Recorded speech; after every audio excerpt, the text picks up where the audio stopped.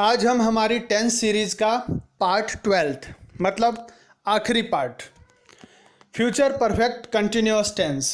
इससे पहले मैं 4 पार्ट प्रेजेंट टेंस के, 4 पार्ट पास्ट के और 3 फ्यूचर के मतलब फ्यूचर इंडेफिनिट, फ्यूचर कंटिन्यूअस और फ्यूचर परफेक्ट टेंस के बना चुका हूँ।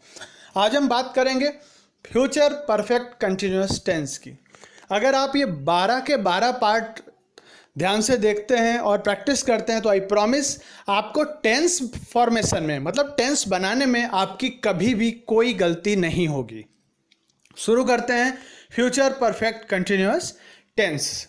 इसमें क्या है तो सबसे पहले मैन वर्ब के साथ रहा होगा, रही होगी, रहे होंगे का प्रयोग होता है और समय के साथ से का प्रयोग भी होता है।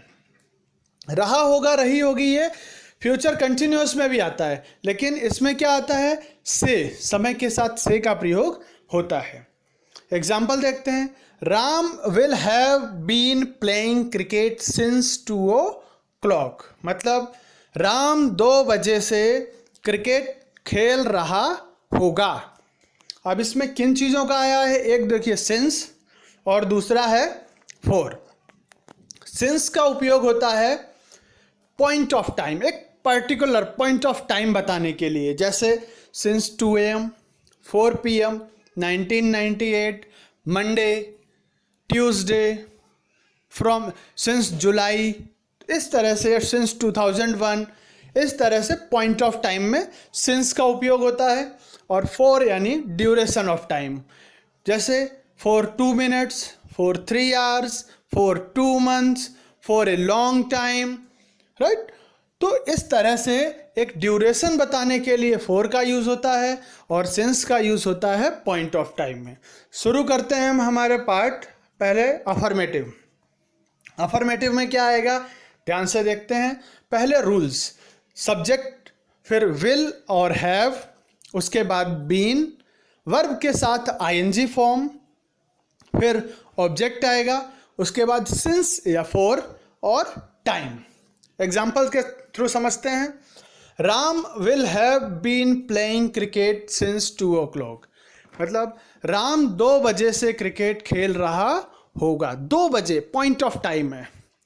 दूसरा example, they will have been reading book for 3 hours मतलब वे 3 घंटे से किताब पढ़ रहे होंगे। ये क्या है 3 घंटा, ये पीरियड ऑफ टाइम हो गया। एक और एग्जाम्पल देखते हैं।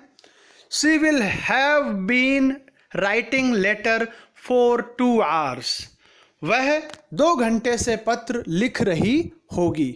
2 घंटा पीरियड ऑफ टाइम। एक और एग्जाम्पल देखते हैं। We will have been drinking water since 4 o'clock मतलब हम 4 बजे से पानी पी रहे होंगे। ये क्या है पॉइंट ऑफ टाइम, 4 बजे से, एक फिक्स टाइम है। इस तरह से आप दूसरे भी वर्ब का एग्जाम्पल लेके और सिंस और फॉर में भी अलग अलग टाइम लेके आप वीडियो बनाने सेंटेंस बनाने की प्रैक्टिस कर सकते हैं। अब हम देखते हैं नेगेटिव सेंटेंस। नेगेटिव सेंटेंस मतलब नकारात्मक वाक्य जिसमें नॉट का प्रयोग होता है। पहले रूल्स देखते हैं।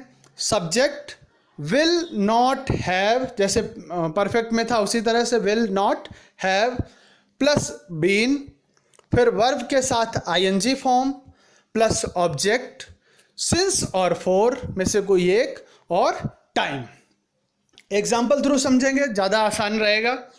Ram will not have been playing cricket since 2 o'clock मतलब राम 2 बजे से क्रिकेट नहीं खेल रहा होगा।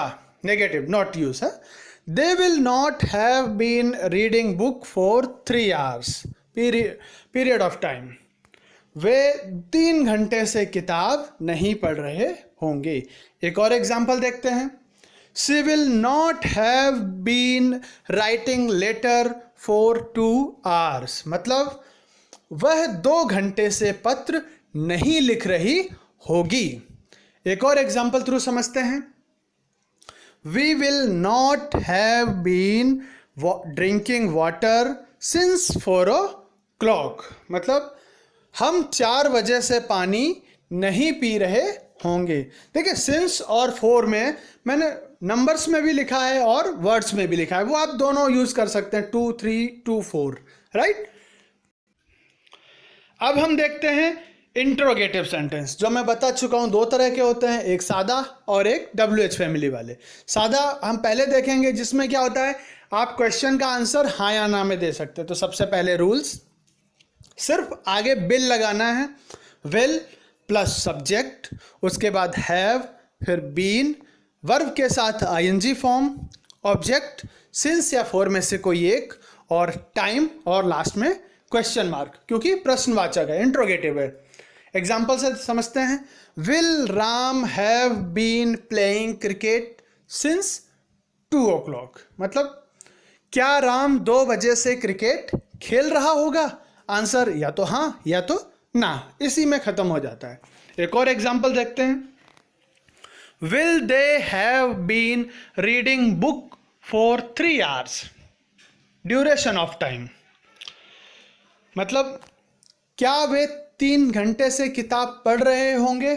एक और एग्जाम्पल देखते हैं, will she have been writing letter for 2 hours, क्या वह 2 घंटे से पत्र लिख रही होगी।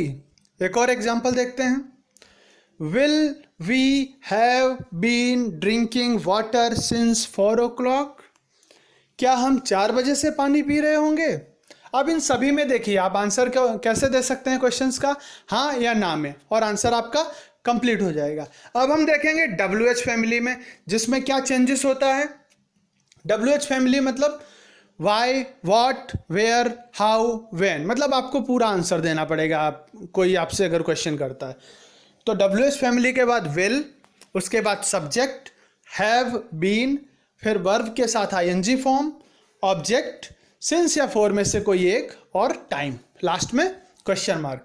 एग्जाम्पल थ्रू समझते हैं, why will Ram have been playing cricket since 2 o'clock, Ram 2 बजे से क्रिकेट क्यों खेल रहा होगा। एक और एग्जाम्पल देखते हैं, where will they have been reading book for 3 hours, वे 3 घंटे से किताब कहाँ पढ़ रहे होंगे, जगह पूछिए। Why will she have been writing letter for 2 hours, वह 2 घंटे से पत्र क्यों लिख रही होगी। How will we have been drinking water since 4 o'clock, मतलब हम 4 बजे से पानी कैसे पी रहे होंगे। देखिए इसमें जो भी पूछा गया है आपको आंसर हाँ या ना में नहीं दे सकते, आपको समझाना पड़ेगा वो रीजन और वो कारण। तो इस तरह से इंट्रोगेटिव सेंटेंस पूरे होते हैं।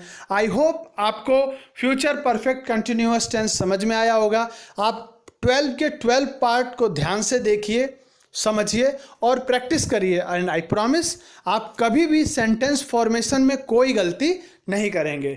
Thanks for watching this video पसंद आई है तो लाइक ज़रूर करिए। कोई दिक्कत है, कोई डाउट है, आप कमेंट करके पूछ सकते हैं। साथ में आप सब्सक्राइब जरूर करें चैनल को और नोटिफिकेशन बेल प्रेस करें, जिससे आपको फर्दर सभी वीडियोस मिलते रहें। Thank you so much.